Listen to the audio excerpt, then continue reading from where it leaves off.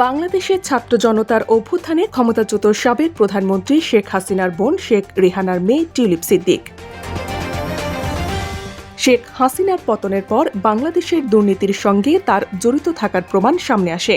এতে দলের ভেতরে বাইরে চাপে পড়েন টিউলিপ। শেষমেশ বাধ্য হয়ে লেবার মন্ত্রিসভার economic secretary to the treasury and city মিনিস্টারের পদ থেকে পদত্যাগ করেন তিনি। যদিও এই পদে তার কাজ ছিল যুক্তরাজ্যের অর্থবাজারের ভেতরের দুর্নীতি সামাল দেওয়া, কিন্তু মন্ত্রী নিজেই দুর্নীতিগ্রস্ত হওয়ায় দেশ বিদেশে কোণঠাসা হয়ে পড়েন টিউলিপ। পদত্যাগের পরও এর প্রভাব বিদ্যমান। সে সঙ্গে শেখ হাসিনার বিরুদ্ধে একের পর এক দুর্নীতির অভিযোগ সামনে আসতে থাকে। সেসব তদন্তে নামে দুদক। প্রাথমিকভাবে যার প্রায় সবকটিরই বিশ্বাসযোগ্য প্রমাণ পায় সংস্থাটি, এখনও তদন্ত চলমান। এদিকে নিজেকে নির্দোষ দাবি করে প্রচার চালাচ্ছেন ব্রিটেনের সাবেক মন্ত্রী টিউলিপ সিদ্দিক।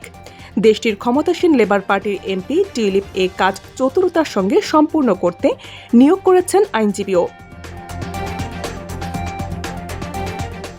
সেই আইনজীবীদের তরফে বাংলাদেশের দুর্নীতি দমন কমিশনে একটি চিঠি পাঠানো হয়েছে বলে জানায় বিবিসি। ওই চিঠিতে বাংলাদেশি কর্তৃপক্ষের বিরুদ্ধে তাকে লক্ষ্যবস্তু বানানো এবং তার বিরুদ্ধে ভিত্তিহীন প্রচারণার অভিযোগ তোলা হয়েছে। বলা হয়েছে, দুর্নীতির অভিযোগগুলো মিথ্যা এবং হয়রানিমূলক।